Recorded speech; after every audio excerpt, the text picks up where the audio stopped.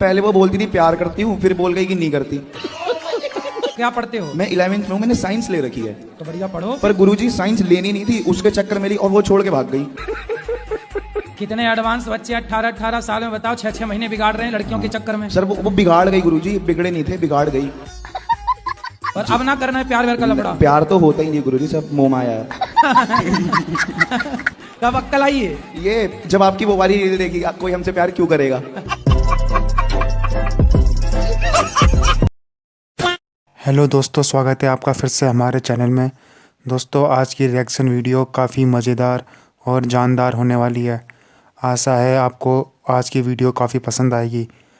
तो चलिए दोस्तों, बिना किसी देरी के वीडियो शुरू करते हैं। लेकिन वीडियो शुरू करने से पहले आपसे रिक्वेस्ट है, अगर आप चैनल पर नए हैं तो चैनल को सब्सक्राइब, वीडियो को लाइक और शेयर ज़रूर करें और कमेंट में जय श्री राम ज़रूर लिखें। धन्यवाद।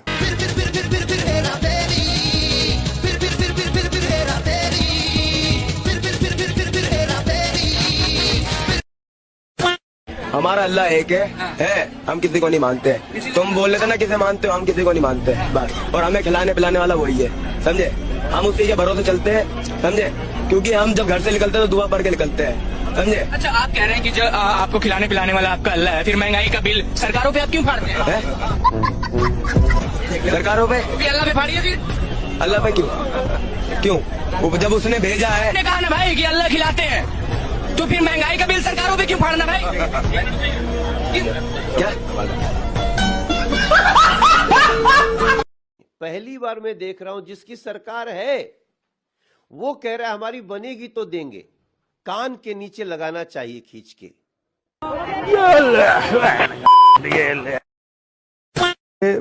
मेरी तो माताजी का भी जन्म दिवस है और आज भारत माँ का स्वतंत्रता दिवस है। इसका मैं खंडन करती हूँ। अब क्या बीच में बोलना शुरू कर देंगी क्या? ये एक सेकंड, सुप्रिया किस बात का खंडन कर रही है? मेरी माँ का बर्थडे है, ये इसमें झूठ है। ये मेरी माँ का बर्थडे है, ये भी झूठ बोल देंगी। अरे मेरी माँ का बर्थडे है और वो एक सिंगल लेडी है। अगर ये मंदिर और मस्जिद बनाते रह गए तो आपका बेटा इंजीनियर नहीं बनेगा, उसको पुजारी बनाना पड़ेगा। पुजारी बनाना पड़ेगा किसी मंदिर में बिठाने के लिए। दोस्तों, एक पुजारी हमारे सुख दुख सब में काम आता है। ये वो तबका है जिसने सदियों सदियों से हमारी परंपराओं, हमारे रीति रिवाजों, इसको पीढ़ी दर पीढ़ी, एक तरह से जो गुरु शिष्य परंपरा पीढ़ी दर पीढ़ी इसने आगे बढ़ाया, हमारे संस्कारों को, हमारे रीति रिवाजों को, हमारे परंपराओं को। लेकिन इसने कभी भी अपने परिवार की तरफ ध्यान नहीं दिया और कभी भी हम लोगों ने इनकी तरफ ध्यान नहीं दिया। वो आदमी जो सुबह कांग्रेस को बोलता है अच्छा दोस्ती कर लेते हैं, शाम वो मना कर दे, बोलता है तुम लोग तो मक्कार हो यार, तुम लोग तो चोर हो, तुमसे तो कभी बात ही नहीं हम करेंगे, तुम लोग तो एकदम ही उससे बी टीम हो, ये हो। फिर अगले दिन फिर सुबह उठ के बोलता है अच्छा यार दोस्ती करें क्या। फिर कांग्रेस मना कर फिर बोल देता है कि ये तो हरामी है, ये तो है ही जन्मजात ही हरामी। वो लड़के नहीं होते जो प्रपोज करते हैं, लड़की मना कर देती है तो बाथरूम की दीवार पे नंबर लिखाते हैं।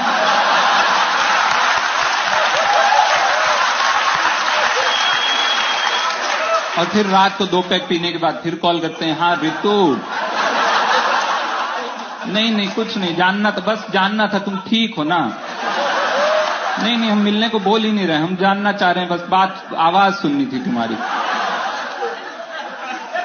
ये हरकतें हैं इनकी। कि 200 साल इन्होंने मुखबिरी का काम किया। हम अंग्रेजों के खिलाफ थे, अंग्रेजों के साथ खड़े थे, तो 200 साल बोलने की ना इनकी औकात है ना हैसियत है। ये असलियत है। ये कांग्रेस कब बनी थी? 1885। संस्थापक कौन था? एलन ऑक्टेवियम ह्यूम, ब्रिटिश सरकार का सेक्रेटरी। पहले अध्यक्ष कौन थे? विमेश चंद बनर्जी, जाके इंग्लैंड में बस गए। 1885 से लेकर 1910 तक एक नहीं अनेक ब्रिटिश सरकार के सेक्रेटरी कांग्रेस के अध्यक्ष रहे। कौन? विलियम वैडनबर्न, जॉर्ज यूल, अल्फ्रेड रोप। और 1910 में भी कांग्रेस का अध्यक्ष विलियम वैडनबर्न था, जो ब्रिटिश सरकार का सेक्रेटरी था, जिस वर्ष में वीर सावरकर को 2 जन्मों की कारावास की सजा हुई थी।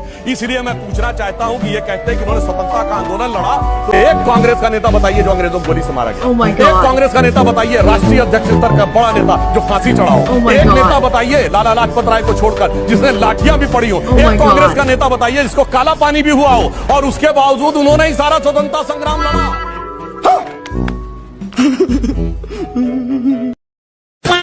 हमारे को नहीं चाहिए। हमने अपनी घर की लेडीज को मना ही कर रखा है। हमने तो इतना भी बोल रखा है कि अगर केजरीवाल को वोट देगी ना इस बार, तू अगर वोट दे के भी आ गई तो अपने डिवोर्स पेपर भी साइन करवा लियो मेरे से। अब केजरीवाल तलाक की वजह बनेंगे, ऐसा आप कहना? बनेंगे जी, मैं तो छोड़ूंगा अपनी मैडम के लिए अगर वो केजरीवाल को वोट दे के आएगी तो। मान लीजिए वोट दिया केजरीवाल को, बताया नहीं घर पे, छोड़ दूंगा। कितने दुखी आप केजरीवाल से कि पत्नी को तलाक क्यों देंगे? ऐसे तो दुखी हुई हूँ केजरीवाल का। एक मैंने कहा था आपकी महिलाएं अगर घर में रोटी वो बीजेपी को वोट दे तो आप उनको रोटी मत देना। हमने कहा कोई बात नहीं, तू रोटी नहीं देगी हम अपने घर से बेदखल कर देंगे तुझे, छोड़ देंगे तुझे। तो आपने उन्हें धमकी दे दी कि अगर आम आदमी पार्टी को वोट दिया, आदमी को वोट दोगी तो मेरे से डिवोर्स लेने के लिए तैयार रहना कि मैं डिवोर्स दूंगा तुम्हें सीधा। पिछली आप सच में बोल रहे हैं? सच में बोल रहा हूँ। अगर दे दिया तो डिवोर्स पक्का? पक्का, अपने दोनों बच्चों की कसम, दोनों बच्चे भी अपने पास ही रखूंगा मैं। नायक पिक्चर का वो सीन तो देखा ही होगा कुछ बिल्कुल सेम सा हाल हो गया अवध ओझा सर के साथ। अवध ओझा सर की टीम ने मीडिया वालों को गरियाना शुरू किया। अवध ओझा सर की टीम नहीं कहेंगे, आम आदमी पार्टी प्लस अवध ओझा सर की टीम कहेंगे। अब सर आपने पार्टी ही ऐसी ज्वाइन कर ली, ऐसे व्यक्ति की जो अपने एक भी वादों पर खरा नहीं उतरा, न यमुना साफ करी, न साफ पानी दिया, न दिल्ली को पोल्यूशन फ्री बनाया, दिल्ली को चूसता रहा एक पैरासाइट की तरह, केवल और केवल फ्रीबीज बांटता रहा और रोहिंग्या बस्तियों को कायम करता रहा ताकि वोट बैंक बरकरार रहे। और आपने भी जाकर सर एक सीट के लालच में अपने आप को बेच दिया। शिक्षाविदों को लालची नहीं होना चाहिए। इतिहास के टीचर हैं और शायद आपको पता होगा कि नेल्सन मंडेला पर भ्रष्टाचार के आरोप नहीं लगे।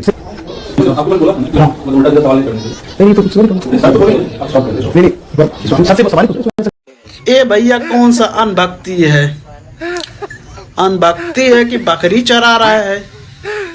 आप लोग कमेंट में जरूर बताना। ये सब क्या देखना हम बोल देंगे तो बवाल हो जाएगा। अच्छा है मैं अंधा हूँ।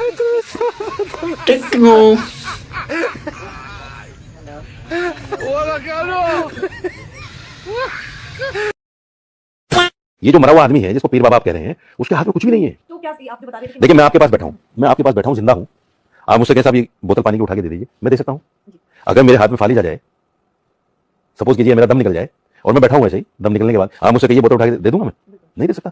एक आदमी दुनिया से चला गया, उसको 100 साल 200 साल 150 साल हो गए, ना उसकी शक्ल हमारे सामने है, ना उसका जिस्म हमारे सामने है, ना हमें पता है वो कैसा होगा कैसा नहीं होगा। उसको कैसे हम मान लें कि भाई आदमी हमें करके दे देगा? नहीं दे सकता। वो उसके अंदर ताकत ही। अरे मौलवी साहब, यही बात तो हम लोग भी इतने सालों से समझा रहे हैं कि उनसे मांगने का क्या फायदा जो है ही नहीं। मुर्दों से मांगने का कोई फायदा नहीं है। मांगो उनसे जो एग्जिस्ट करते हैं, जिनकी तस्वीरें भी है, जिनकी मूर्तियां भी हैं, उनसे मांगो, वो सच में एग्जिस्ट करते हैं। उनसे मांगोगे तो तुम्हें कुछ भी मिल सकता है। राम राम। भाइयों बहनों, जय श्री राम। देखिए, राम भक्तों पर गोलियां चलवाने वाली पार्टी अभी भी उसी पथ पर अग्रसर है। ये कभी नहीं सुधरने वाले हैं। ये बेशर्म समाजवादी पार्टी वोट बैंकों के लिए शिवलिंग का मजाक उड़ा रही है, राम भक्तों की हत्या का जश्न मना रही है। और ये लाल टोपी वाले हमेशा ही सनातन धर्म को अपमानित करने का प्रयास करते रहते हैं। देखिए, अगर इनका बस चले तो ये भारत को दूसरा बांग्लादेश बना देंगे। और देखिए, मैं तो कहता हूँ हिंदू धर्म के बारे में ये ऊट पटांग बातें बोलना इनके लिए बहुत आसान है। अगर हिम्मत है तो क्यों नहीं किसी विशेष समुदाय के बारे में इस तरह से बोल पाते हैं। अगर ऐसा बोलते हैं तो इनका सतना, मेरा मतलब सरपन से जुदा हो जाएगा। जय श्री राम। मैं सिर्फ आज 10 पॉइंट बताना चाहता हूं जो आम आदमी पार्टी और केजरीवाल जी ने कहे थे और उसका यथार्थ। एक, बिजली के तार। दूसरा, क्लीन ड्रिंकिंग वाटर। तीसरा, वर्ल्ड क्लास एजुकेशन सिस्टम। चौथा, स्वास्थ्य की बेहतर सुविधाएं। पांचवां, पर्यावरण प्रदूषण। छठा, गंदगी के ढेर। सातवां, महिला सुरक्षा। आठवां, कच्ची कॉलोनियों में बेसिक फैसिलिटीज। और नवां, झुग्गी झोपड़ी के लोगों को मकान। और 10वां, यमुना की सफाई। इसलिए हम बहुत साफ साफ ये बात कहना चाहते हैं कि दिल्ली की जनता अब नित बदलते हुए इस स्वांग को पूरी तरीके से समझ चुकी है। पजामा नीचे से काटकर सर पे रखने वाले लोगों को हमारे मंदिर दिल में खटकते हैं। हमारी घंटियों की आवाज कानों में चुभती है। शंखकी की आवाज उनके कानों के पर्दे फाड़ देती है। हमारे साधु बाबाओं को देखकर उनका खून खौल उठता है। हमारी पवित्र गंगा जल उनको तेजाब की तरह लगता है और हम हमारी हनुमान चालीसा सुन के तो उनको वो भूत की तरह भागते हैं। लेकिन फिर भी इनकी बेबसी तो देखो। बेचारे कुंभ के मेले में अपनी दुकान लगाने के लिए छटपटा रहे हैं, मरे जा रहे हैं, पर कुछ कर नहीं पा रहे हैं। वो वही कुंभ का मेला जहाँ ये सब कुछ होना है जिससे उनको तकलीफ है। मतलब इनकी बेबसी समझ सकते हैं। अब करे तो क्या करे। हाँ, एक रास्ता है। हमारे कुबेर जी का खजाना कभी खाली नहीं होता। उनसे मांग लो, शायद कुछ हो जाए। मुझे बड़ी हमदर्दी है, बहुत हमदर्दी है। आप मांग लो उनसे, वो दे देंगे आपको। तो दोस्तों आपको आज की वीडियो कैसी लगी कमेंट करके ज़रूर बताइएगा, और अगर आप चैनल पर नए हैं तो चैनल को सब्सक्राइब, वीडियो को लाइक और शेयर ज़रूर करें। धन्यवाद।